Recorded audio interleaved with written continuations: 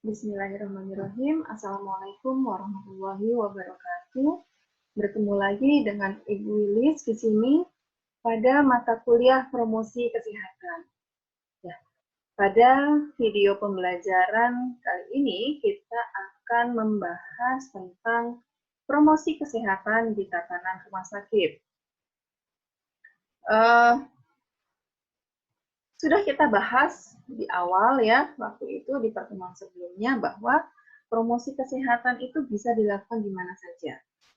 Baik itu secara individu, keluarga, kelompok, maupun pada LSM, ya, instansi atau institusi, atau di mana saja. Nah, kali ini kita akan belajar atau membahas tentang promosi kesehatan yang dilakukan atau pada tatanan rumah sakit, atau biasa kita singkat dengan PKRS. Nah, jadi nanti jangan bingung lagi ketika ada singkatan PKRS. Kita lihat secara definisi terlebih dahulu, ya. Rumah sakit adalah apa? Institusi pelayanan kesehatan yang menyelenggarakan pelayanan kesehatan baik itu secara perorangan, ya, yang paripurna menyediakan pelayanan rawat inap, rawat jalan, dan gawat darurat. Lalu promosi kesehatan itu apa? Yaitu proses untuk memberdayakan masyarakat melalui kegiatan menginformasikan atau memberikan informasi, ya, mempengaruhi dan membantu masyarakat agar supaya berperan aktif untuk mendukung perubahan perilaku dan lingkungan serta menjaga dan meningkatkan kesehatan menuju derajat kesehatan yang optimal. Sehingga PKRS adalah proses pemberdayaan pasien, keluarga pasien, sumber daya manusia rumah sakit, ya, pengunjung rumah sakit, dan juga masyarakat yang ada di sekitar rumah sakit untuk dapat berperan aktif dalam proses asuhan, ya, untuk mendukung perubahan perilaku dan lingkungan, serta menjaga dan meningkatkan kesehatan menuju pencapaian derajat kesehatan yang optimal. Kita tahu konsepnya terlebih dahulu, ya. Promosi kesehatan konsepnya adalah apa? Untuk meningkatkan taraf hidup sehat masyarakat. Ya, harapannya adalah itu. Sehingga walaupun di rumah sakit, tujuan kita jangan ditinggalkan, ya, untuk menjaga, meningkatkan kesehatan menuju pencapaian derajat kesehatan yang optimal. Nah, menurut Doherty tahun 1997 di dalam bukunya Agustin, ya, menyatakan bahwa beberapa alasan mengapa rumah sakit ini dianggap perlu dilakukan penyuluhan atau promosi kesehatan. Yang pertama adalah apa? Karyawan rumah sakit berada pada posisi yang paling tepat untuk memberikan penyuluhan kesehatan. Ini jelas, ya. Kenapa? Karena orang awam, orang yang ada di luar tatanan rumah sakit, atau orang yang sedang sakit, atau keluarga, ya, keluarga pasien, menganggap bahwa karyawan, baik itu tidak melihat itu hanya seorang perawat ataukah bidan ataukah dokter, ya, ataukah mungkin ahli gizi ataupun yang lainnya, yang penting adalah karyawan rumah sakit di sini. Ketika mereka itu berbicara, pasti pembicaraannya atau kata-katanya dipercaya oleh pasien, ya, karena mereka memiliki kekuatan lebih dibandingkan pasien. Lalu yang kedua, sistem informasi di rumah sakit akan dapat mendeteksi perubahan angka morbiditas. Ya, sistem informasi di rumah sakit akan dapat mendeteksi perubahan angka morbiditas atau kesakitan, ya, dengan adanya promosi kesehatan. Bagaimana nih hasilnya? Ada tidak perubahan angka kesehatannya? Ada tidak perubahan dari angka kesakitan yang dirasakan oleh para pasien, seperti itu. Ini nanti bisa dilakukan dengan cara penelitian. Rumah sakit merupakan organisasi yang memiliki banyak karyawan dan sebagai pusat sumber daya untuk wilayahnya. Rumah sakit juga sebagai panutan, sebagai suatu instansi yang relatif besar dan dihormati di lingkungan sekitarnya, dan sebagai pusat sumber daya untuk jaringan rujukannya. Jadi memang rumah sakit sebagai rujukan orang sakit, ya, perawatan pelayanan kesehatan, harapannya mereka lebih dipercaya dibandingkan orang-orang pada umumnya, ya. Biasanya memang, oh dia misalkan perawat rumah sakit A, pasti omongannya akan lebih dipercaya. Seperti itu, apalagi berkaitan dengan kesehatan.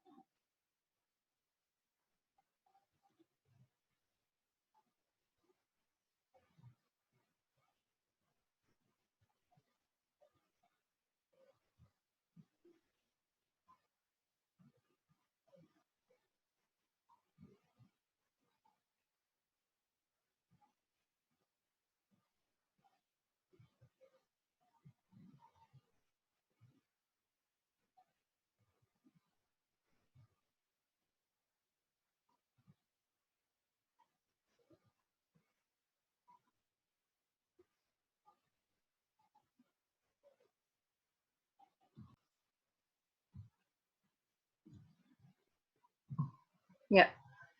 Lalu penyelenggaraan PKRS dilaksanakan pada 5 tingkat pencegahan, ya, yang meliputi apa? Pertama, promosi kesehatan pada kelompok masyarakat yang sehat sehingga mampu meningkatkan kesehatan. Ini jelas, ini promosi kesehatan pada kelompok masyarakat sehat, ya. Kalau pada kelompok masyarakat sehat, kita kemarin sudah membahas bahwa ini adalah upaya preventif, ya, upaya preventif supaya masyarakat sehat tidak menjadi sakit. Lalu yang kedua, promosi kesehatan tingkat preventif pada kelompok resiko tinggi. Nah, ini mungkin belum sakit, ya, belum sakit, tetapi mereka memiliki resiko tinggi. Contohnya siapa kemarin? Yaitu ada ibu hamil, ya, para lansia, bayi, ya. Nah, ini merupakan orang-orang atau merupakan individu-individu yang memiliki resiko tinggi. Supaya apa? Untuk mencegah agar tidak jatuh sakit. Lalu promosi kesehatan yang tingkat kuratif agar pasien cepat sembuh atau tidak menjadi lebih parah, ya. Cepat sembuh atau tidak lebih parah, artinya tidak menambah penyakit begitu. Cukup penyakitnya yang sekarang saja sembuh, tidak ditambah dengan penyakit yang lainnya. Lalu promosi kesehatan pada tingkat rehabilitatif untuk membatasi atau mengurangi kecacatan. Promosi kesehatan pada pasien yang baru sembuh, atau di sini kita lakukan recovery, ya, dan pemulihan akibat penyakitnya. Harapannya penyakit yang sama tidak datang lagi dan pasien menjadi sehat. Kalau kita lihat ini, ya, dari 5 tingkat pencegahan ini, ya, di dalam rumah sakit kira-kira siapa sasarannya? Coba nanti silahkan dijawab, ya. Silahkan kalian tulis di dalam forum diskusi. Ketika kita melakukan promosi kesehatan pada kelompok yang sehat, ini kepada siapa? Di tatanan rumah sakit, ya. Pada tingkat preventif ini pada siapa? Kuratif pada siapa? Tingkat rehabilitatif pada siapa? Dan pasien baru sembuh ini pada siapa? Silahkan nanti masing-masing kalian menuliskan di forum diskusi dari kelima tingkatan pencegahan penyakit ini. Di tatanan rumah sakit, ya, jadi lingkupnya berada di lingkup rumah sakit, tidak di luar rumah sakit. Lalu apa sih tujuan dari PKRS ini? Ya, menurut beliau, Noto Atmojo 2005, tujuan dari promosi kesehatan adalah ada 3. Yang pertama, bagi pasien itu sendiri, bagi keluarga pasien, lalu bagi rumah sakit. Yang pertama kita lihat bagi pasien. Nah, bagi pasien di sini untuk mengembangkan pengetahuan sikap dan perilaku tentang kesehatan, khususnya masalah penyakit yang diderita oleh pasien. Nah, harapannya adalah apabila pengetahuan sikap perilaku ini sudah dipunyai oleh pasien, maka pengaruhnya antara lain adalah mempercepat kesembuhan dan pemulihan pasien, ya, mencegah terserangnya penyakit yang sama, atau mencegah kekambuhan penyakit, mencegah terjadinya penularan penyakit kepada orang lain dan keluarga, menyebarluaskan pengalamannya tentang proses penyembuhan kepada orang lain, sehingga orang lain dapat belajar dari pasien tersebut, mengembangkan perilaku pemanfaatan fasilitas kesehatan. Lalu kalau bagi keluarga, manfaatnya apa? Ya. Di sini keluarga merupakan lingkungan sosial yang paling dekat dengan pasien. Ya, proses penyembuhan dan terutama pemulihan bukan hanya terjadi semata-mata karena faktor rumah sakit, tetapi juga faktor keluarga. Ya. Tetap harus ada kerjasama antara pelayan rumah sakit atau perawat rumah sakit dan juga pihak keluarga, serta dari individu yang sakit itu sendiri. Nah, kenapa penting terhadap bagi keluarga pasien? Karena yang pertama, membantu mempercepat proses penyembuhan pasien. Keluarga tidak terserang atau tertular penyakit, membantu agar tidak menularkan penyakitnya ke orang lain. Jadi ini kita perlu melakukan promosi kesehatan kepada keluarga. Ya, supaya apa? Kadang-kadang memang kalau pasiennya adalah bayi, kan tidak mungkin kita memberikan promosi kesehatan langsung kepada bayinya. Tetapi kepada siapa? Kepada orang tuanya atau kepada keluarganya. Kalau misalkan orang tuanya pas tidak ada, boleh kepada neneknya atau siapa saja yang menemani. Itu. Harapannya adalah apa? Dapat mempercepat proses penyembuhan pasien. Itu seperti perawatan ketika nanti di rumah. Gitu ya. Lalu keluarga juga tidak terserang atau tertular penyakit, apalagi kalau pada penyakit-penyakit yang menular. Ya, pasien dengan penyakit menular misalkan TBC, ya, keluarga datang tidak menggunakan masker. Nah, ini kan bisa terjadi penularan penyakit. Nah, dengan cara kita memberikan promosi kesehatan kepada keluarga, harapannya keluarga tidak terserang atau tidak tertular oleh TBC pasien. Dengan cara apa? Bagi keluarga pasien yang ingin melakukan kunjungan menjenguk terhadap pasien A, misalkan ya, harus menggunakan masker, harus selalu melakukan cuci tangan dan seterusnya. Artinya ada proses promosi kesehatan untuk mencegah penularan, gitu ya, dan membantu supaya tidak menularkan penyakitnya kepada orang lain. Lalu apa bagi rumah sakit apa, gitu ya? Pengalaman-pengalaman bagi rumah sakit yang telah melakukan promosi kesehatan membuktikan bahwa memiliki keuntungan antara lain meningkatkan mutu pelayanan rumah sakit. Artinya dengan pasien itu cepat pulang dari rumah sakit, ya, artinya nilai mutu pelayanan rumah sakit ini berarti baik, ya, karena tidak terlalu pelayanannya baik, karena tidak menahan-nahan pasien di rumah sakit gitu ya. Lalu meningkatkan citra rumah sakit. Pasti akan orang itu melihat ketika, oh, jangan periksa di rumah sakit A karena kalau pasien sakit masuk ke sana pulangnya lama. Tetapi masuklah ke rumah sakit B misalkan. Kontrol ke rumah sakit B atau rawat di rumah sakit B karena di sana baru masuk saja baru berapa hari sudah boleh pulang. Pulangnya bukan karena meninggal, tapi karena memang sehat. Kenapa? Pelayanannya optimal, ya, baik itu dari mulai perawat, bidan, dokter, ataupun semua pelayan kesehatannya, misalnya dari gizinya juga, dan ditambah lagi dengan adanya promosi-promosi kesehatan seperti ini. Nah, ini akan meningkatkan citra rumah sakit. Ya. Dengan banyaknya informasi, harapannya adalah apa? Pengetahuan masyarakat luas, baik itu pasien, keluarga, maupun masyarakat yang hanya datang berkunjung, ya, mereka lebih memahami artinya dari kesehatan itu perlu ditingkatkan. Dan meningkatkan angka hunian rumah sakit. Lalu sasaran dari PKRS itu siapa? Ya, sasaran dari promosi kesehatan yang ada di rumah sakit itu siapa? Yang pertama adalah SDM rumah sakit. Ya, SDM rumah sakit, seluruh karyawan, pegawai, pekerja yang ada di rumah sakit. Lalu yang kedua bagi pasien. Bagi keluarga pasien, pengunjung rumah sakit, atau juga masyarakat yang ada di sekitar rumah sakit. Lalu apa saja promosi kesehatan yang harus diberikan kepada mereka? Ya disesuaikan, ya disesuaikan lagi. Atau mungkin yang akan dibahas sama, tetapi cara pemberian informasinya yang berbeda. Nah, prinsip dari penyelenggaraan PKRS ini adalah apa? Memiliki paradigma sehat. Ya, harus kita memiliki paradigma sehat. Memiliki kesetaraan, kemandirian, dan keterpaduan dan ketersinambungan. Ini prinsipnya harus ini. Lalu, apa indikator bahwa indikator keberhasilannya ya, bahwa promosi kesehatan yang kita lakukan di rumah sakit ini berhasil? Nah, ada 4. Yang pertama, dilihat dari indikator masukannya atau indikator inputnya. Yang kedua, indikator proses, indikator output, dan juga indikator dampaknya.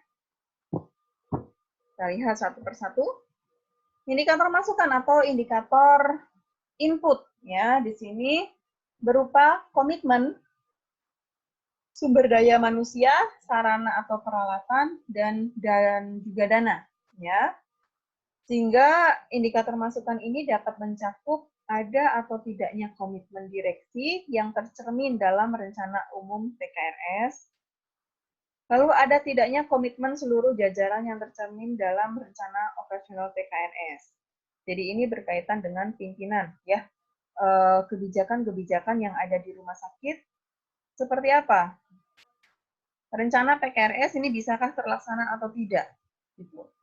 Jadi ini sesuai dengan komitmennya mereka, baik itu perawat, bidan, dokter, ataupun yang lainnya. Jadi bagaimana konsistensi mereka, komitmen mereka ya dalam pelaksanaan PKRS. Lalu ada tidaknya unit dan petugas rumah sakit yang ditunjuk sebagai koordinator PKRS dan mengacu kepada standar. Yang bertanggung jawab siapa? Nah, ini harusnya ada. Ya. Ada atau tidaknya petugas koordinator PKRS dan petugas-petugas yang sudah dilatih. Ada atau tidaknya sarana dan peralatan promosi kesehatan yang mengacu pada standar. Ada atau tidaknya dana yang mencukupi untuk penyelenggaraan PKRS. Jadi ini berhubungan dengan fasilitas, ya, dengan fasilitas. Jadi bagaimana fasilitas PKRS di rumah sakit itu. Bagaimana yang namanya kita mau melakukan promosi kesehatan kan butuh yang namanya media. Nah, bagaimana medianya? Siapa yang akan membuatkan medianya? Siapa yang akan memberikan promosi kesehatannya? Lalu adakah dananya? Ini semuanya berhubungan dengan jajaran di rumah sakit. Bagaimana kebijakan. Lalu dilihat dari indikator prosesnya. Ya, tingkat keberhasilannya di sini, proses yang dipantau adalah proses pelaksanaan. Baik itu di rawat inap, rawat jalan, maupun di pelayanan penunjang. Ya. PKRS untuk klien sehat dan PKRS di luar gedung rumah sakit, indikator yang digunakan adalah sudah atau belum dilaksanakannya kegiatan. Misalkan dengan cara pemasangan poster atau konseling-konseling ataupun pemberian leaflet dan lain sebagainya. Lalu frekuensinya atau berapa kali pemberiannya, berapa kali kegiatan yang dilakukan. Ya. Lalu kondisi media komunikasi yang digunakan, contoh seperti poster, leaflet, banner, spanduk, neon box, dan lain-lain, masih bagus atau sudah rusak. Jangan sampai dengan media yang rusak, sehingga promosi kesehatannya tidak bisa terlaksana dengan baik. Ya. Bagaimana bisa terlaksana dengan baik kalau tulisannya tidak bisa dibaca, misalkan seperti itu. Harapannya adalah media ini selalu diperbaharui, diperbaiki. Ketika ada update yang terbaru, diperbaiki. Ya, ketika ada poster-poster leaflet yang rusak atau spanduk yang rusak, banner yang rusak, harus segera diperbaiki atau diganti. Gitu ya. Nah, kalau dilihat dari indikator keluarannya, ya di sini adalah dilihat dari kegiatan-kegiatan yang dilaksanakan, baik secara umum maupun secara khusus, ya. Oleh karena itu, indikator yang digunakan adalah berupa cakupan kegiatan. Contoh, apakah semua bagian rumah sakit sudah tercakup PKRS? Beberapa pasien atau klien yang sudah terlayani oleh berbagai kegiatan PKRS, misalkan konseling, biblioterapi, senam, dan lain sebagainya. Apakah sudah terlaksana semuanya? Apakah semua bagian rumah sakit sudah diberikan promosi kesehatan? Nah, ini menjadi pertanyaan. Ya, kalau sudah terlaksana semua, artinya apa? Luarannya bagus. Dilihat dari indikator dampak. Ya, keberhasilan dilihat dari indikator dampak. Mengacu pada tujuan dilaksanakan PKRS, yaitu adanya perubahan pengetahuan, sikap perilaku pasien di rumah sakit, ya, serta terpeliharanya lingkungan rumah sakit dan dimanfaatkannya dengan baik semua pelayanan yang disediakan rumah sakit. Ya, dampaknya seperti itu.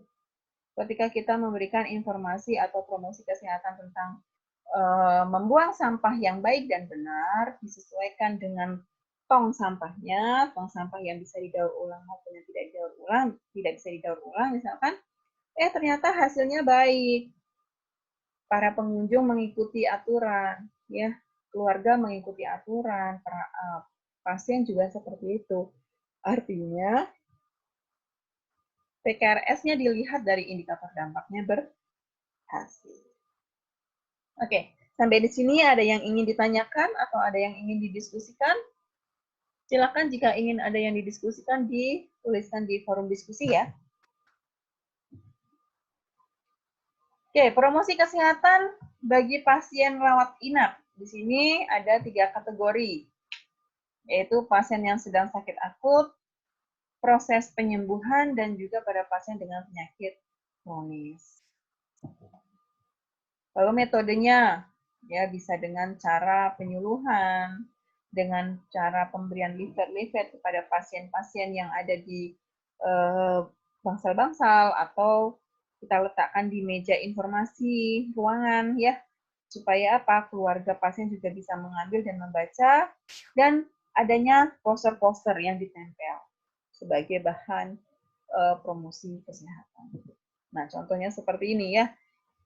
Nah, ini adalah poster, ya, poster-poster kecil, bisa poster itu dalam bentuk yang besar ataupun selebaran, atau juga dalam bentuk leaflet juga boleh. Dibikin secantik mungkin, semenarik mungkin, supaya lebih mudah dibaca, lebih mudah dipahami, lebih mudah diikuti oleh siapa? Pasien, keluarga, maupun masyarakat yang datang ke rumah sakit. Oke, sampai di sini ya. Jadi nanti ketika kalian ada tugas disuruh membuat media promosi kesehatan, boleh ini menjadi salah satu contohnya. Oke? Ya, mungkin itu untuk pembelajaran kali ini. Jika ada yang ingin ditanyakan, silahkan nanti bisa ditanyakan. Ya, tadi yang sudah saya tanyakan, silahkan dituliskan di forum diskusi. Kita ketemu lagi pada pembelajaran berikutnya. Wassalamualaikum warahmatullahi wabarakatuh.